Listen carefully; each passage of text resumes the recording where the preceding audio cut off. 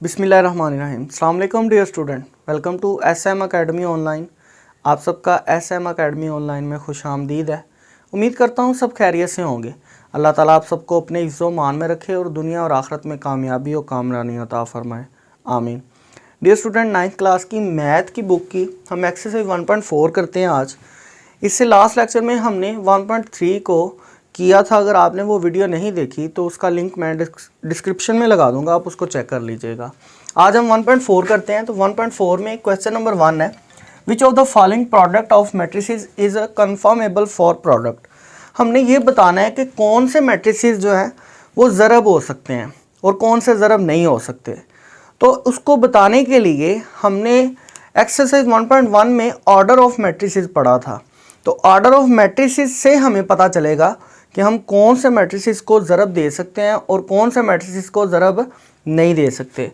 जैसे कि आपके सामने क्वेश्चन नंबर 1 है, उसकी जुज़ नंबर 1 करते हैं। इसमें आप देखें दो आपके मैट्रिसेस हैं। अगर पहले मैट्रिसेस का हम ऑर्डर लिखते हैं तो उसका ऑर्डर आएगा, अब देखें 2 कितारें हैं और 2 कॉलम हैं, तो 2/2 आएगा। और दूसरे मैट्रिसेस का देखें, कितारें तो 2 हैं लेकिन कॉलम 1 है, तो 2/1 आएगा। अब आप देखें, जब भी आपने ज़रब देनी होती है तो ज़रब देने के लिए पहले मैट्रिसेस के कॉलम की तादाद और दूसरे की कितारों की तादाद ये बराबर होनी चाहिए। अब देखें, ये भी 2 है और ये भी 2 है, तो ये कन्फर्मेबल है। इसको हम लिखेंगे कन्फर्मेबल फॉर प्रोडक्ट। इसी तरह क्वेश्चन नंबर 1 की जुज़ नंबर 2 की तरफ आते हैं। तो क्वेश्चन नंबर 1 की जुज़ नंबर 2 में देखें, 2/2 का ये भी कॉलम है और ये भी 2/2 का है, तो हम इसका ऑर्डर लिखेंगे 2/2। तो दूसरे का लिखेंगे, वो भी लिखेंगे 2/2। और आप देख सकते हैं कि 2/2 के दोनों हैं, तो पहले के कॉलम दूसरे की कितारें बराबर हैं, तो इसको भी हम कन्फर्मेबल फॉर प्रोडक्ट, इसको भी मल्टीप्लाई किया जा सकता है। अब इसी सवाल की जुज़ नंबर 3 में देखें, आपके पहले जो मैट्रिसेस है इसमें कितारें 2 हैं, तो 2/, कॉलम 1 है तो 1 लिखेंगे। अब दूसरे में देखें, कितारें भी 2 हैं, कॉलम भी 2 हैं, तो 2/2 आएगा। अब आप इसमें देखें तो आपके कॉलम की तादाद 1 है और दूसरे कॉलम के अंदर जो रो है वो 2 हैं, तो ये दोनों बराबर नहीं हैं, तो नॉट हम लिखेंगे नॉट कन्फर्मेबल फॉर प्रोडक्ट। अब इसी सवाल की जुज़ नंबर 4 की तरफ आते हैं। तो 4 जुज़ में आप देखें, पहले का जो ऑर्डर है वो है 2, मतलब 3 कितारें हैं तो 3/, कॉलम कितने हैं 2, तो 3/2 लिखेंगे। अब दूसरे में देखें, कितारों की तादाद 2 है तो 2/3 आ जाएगा, क्योंकि कॉलमों की तादाद 3 है, तो हम आप देख सकते हैं कि ये 2/2, पहले के कॉलम दूसरे की कितारें बराबर है, तो इसको लिखेंगे कन्फर्मेबल फॉर प्रोडक्ट। अब इसकी लास्ट जुज़ की तरफ आते हैं। जुज़ नंबर 5 में आप देखें, पहले आपके पास जो मैट्रिसेस है उसकी 2 रो हैं और कॉलमों की तादाद 3 है, तो 2/3 आएगा। अब दूसरे में देखें तो आपके रो की तादाद 3 है और कॉलमों की तादाद 2 है, तो 3/2 आएगा। अब आप अगर इस पर गौर करें तो 2 कॉलम है और 2 कितारें हैं। पहले मैट्रिसेस की कितारों की कॉलम की तादाद और दूसरे मैट्रिसेस की कितारों की तादाद अगर बराबर हो तो वो कन्फर्मेबल होता है, तो इसको भी लिखेंगे कन्फर्मेबल फॉर प्रोडक्ट।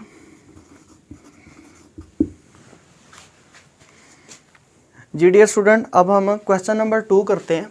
तो क्वेश्चन नंबर 2 में उसने कहा है, इफ़ ए एंड बी, दो मैट्रिसेस दिए हैं, उसने कहा find A B and B A if possible. तो हमने ए बी को फाइंड करना है और बी ए को फाइंड करना है अगर ये मुमकिन है तो पहले हम ए बी को फाइंड करेंगे, तो हम लिखेंगे ए बी। तो ए बी को फाइंड करने से पहले हम ए का ऑर्डर लिखेंगे। तो ए का हम ऑर्डर ऑफ ए लिखेंगे,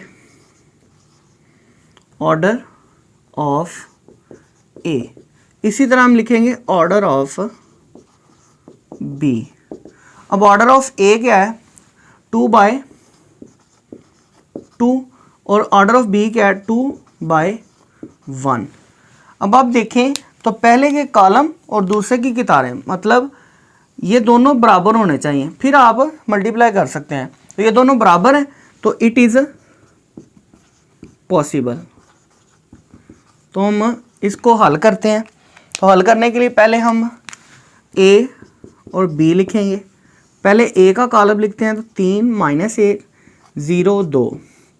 फिर बी लिखेंगे 6 और 5।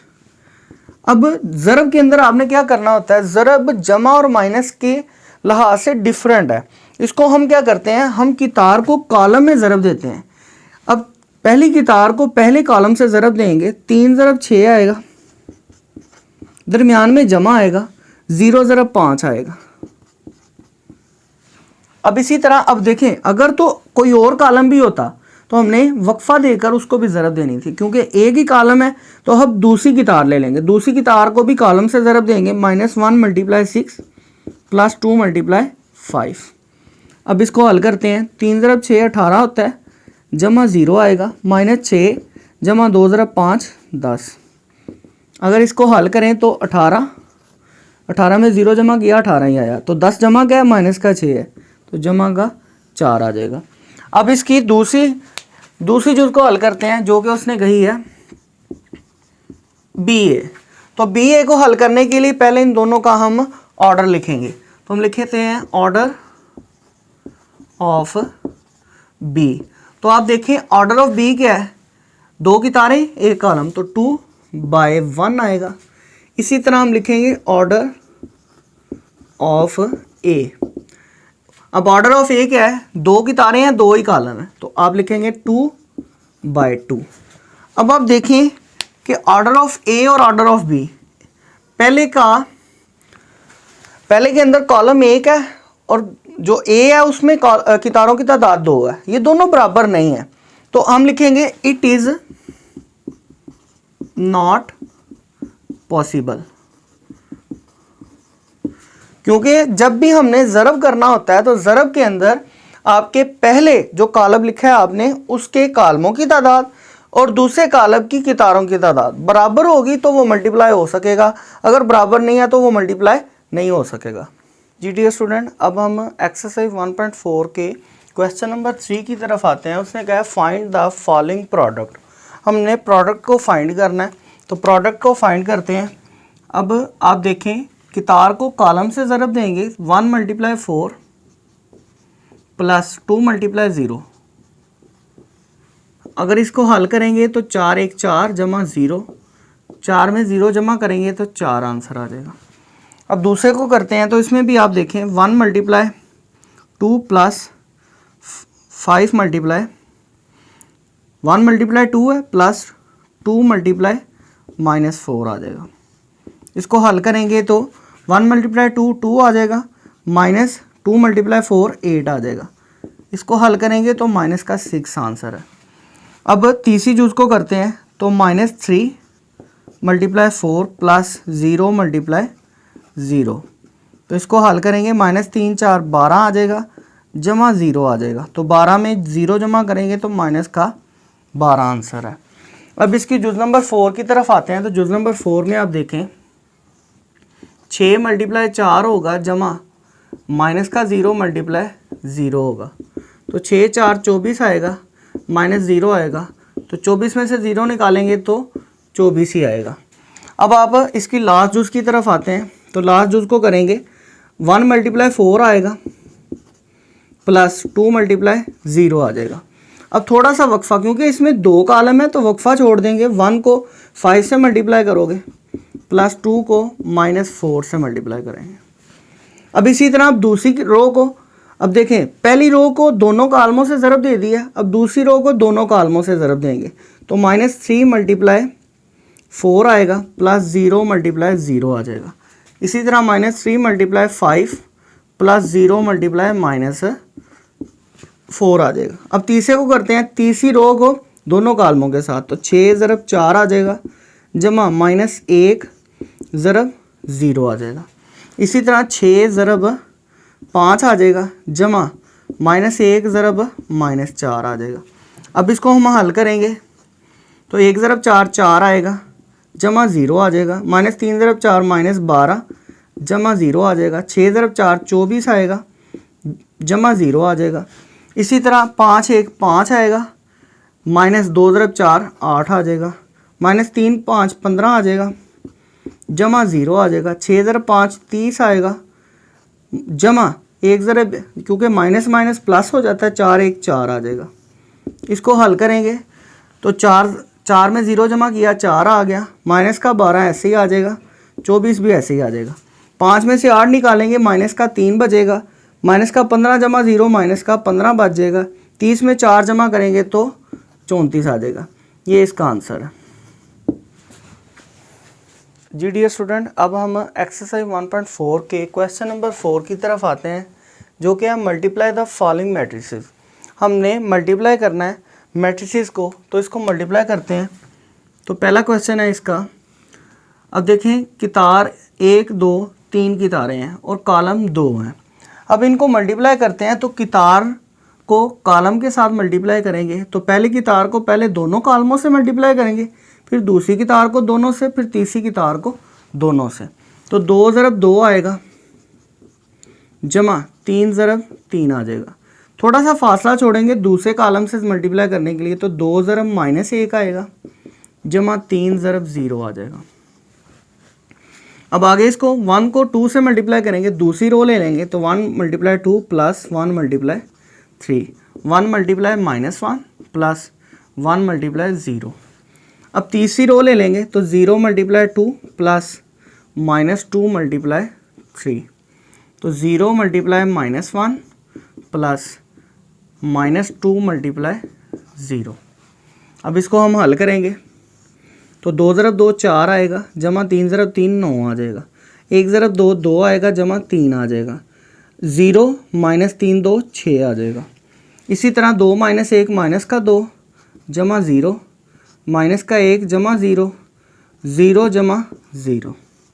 इसको प्लस कर लेते हैं, तो 4 में 9 प्लस करें तो 13 आ जाएगा, 2 में 3 प्लस करें 5 आएगा, 0 में माइनस 6 तो माइनस का 6 आ जाएगा। इधर माइनस 2 माइनस 1 और 0 आ जाएगा। ये इसका आंसर है। अब नेक्स्ट चूज़ की तरफ आते हैं, तो इसमें आप देखें कितारें 2 हैं कॉलम 3 है, और इस तरफ कितारें 3 हैं और कॉलम 2 है। तो इसको हम मल्टीप्लाई करेंगे, तो पहली कितार को पहले कॉलम के साथ 1 multiply 1 plus 2 multiply 3 plus 3 multiply minus 1।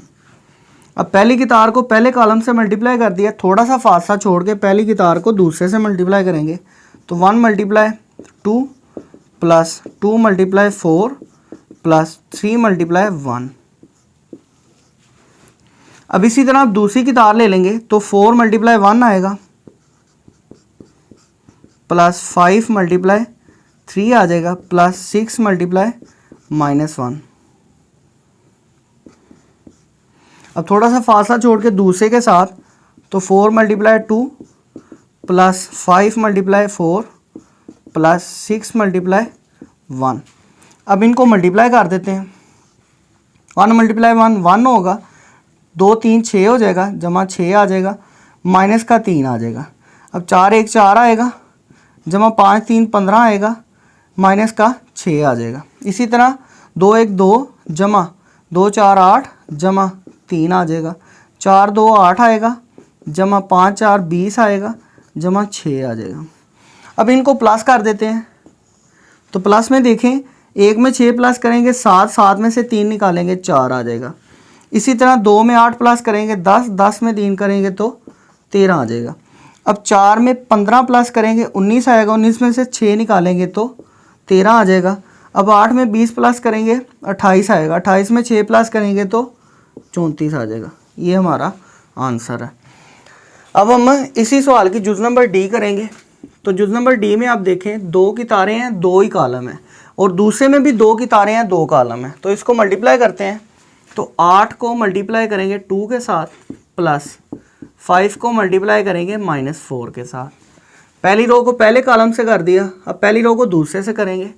तो 8 को मल्टीप्लाई करेंगे -5/2 से प्लस 5 को मल्टीप्लाई करेंगे 4 के साथ। अब दूसरी की तार ले लेंगे, तो 6 को मल्टीप्लाई करेंगे 2 के साथ प्लस 4 को मल्टीप्लाई करेंगे -4 के साथ। इसी तरह 6 को मल्टीप्लाई करेंगे -5/2 के साथ प्लस 4 को मल्टीप्लाई करेंगे 4 के साथ। अब इसको हम हल करते हैं। तो 8 × 2 16 आएगा, -5 × 4 20 आ जाएगा, 6 × 2 12 आएगा, -4 4 16 आ जाएगा। अब ये 2 1 2 2 4 8 ये कट जाएंगे, तो 4 × 5 माइनस का 20 आ जाएगा, जमा 5 4 20 आ जाएगा। अब ये 2 1 2 2 3 6 -5 × 3 माइनस का 15 आ जाएगा, जमा 4 × 4 16 आ जाएगा। अब इनको प्लस करेंगे तो 16 प्लस का माइनस का 20 है, माइनस का 4 बचेगा, -20 जमा 20 0 आ जाएगा। अब 12 -16 तो माइनस का 4 आएगा, 16 में से 1 यानी कि 15 निकालेंगे तो 1 बच जाएगा, प्लस का 1 बच जाएगा। अब इसकी लास्ट जुज की तरफ आते हैं। तो लास्ट जुज में हमारे पास पहले कॉलम में 2 की तारें हैं, 2 कॉलम है, और दूसरे में भी 2 की तारें हैं, 2 कॉलम है। तो हम इनको मल्टीप्लाई करते हैं, -1 × 0 प्लस 2 × 0। थोड़ा सा फासला छोड़ेंगे, -1 × 0 प्लस 2 × 0। अब 1 × 0 प्लस 3 × 0, 1 × 0 प्लस 3 × 0। अब यहाँ पर आप देखें कि हमारा एक मैट्रिसेस 0 मैट्रिसेस है। जब भी किसी भी मैट्रिसेस को 0 के साथ, 0 मैट्रिसेस के साथ ज़रब देंगे तो वो 0 हो जाएगा, उसका आंसर भी 0 ही आएगा। अब अगर इसको हल करते हैं तो ये 0 + 0 0 + 0 0 + 0 0 + 0, तो ये 0 0 0 0 ये हमारा आंसर होगा, क्योंकि 0 मैट्रिसेस किसी के साथ भी जब मल्टीप्लाई होगा तो वो भी 0 हो जाएगा। डियर स्टूडेंट, ये हमारी एक्सरसाइज 1.4 के क्वेश्चन नंबर 1 से लेकर क्वेश्चन नंबर 4 तक थे। उम्मीद करता हूँ आपको समझ आई होगी। इंशाल्लाह नेक्स्ट वीडियो में हम इस एक्सरसाइज के बकिया क्वेश्चंस को करेंगे। तब तक के लिए खुदा हाफिज़, शुक्रिया।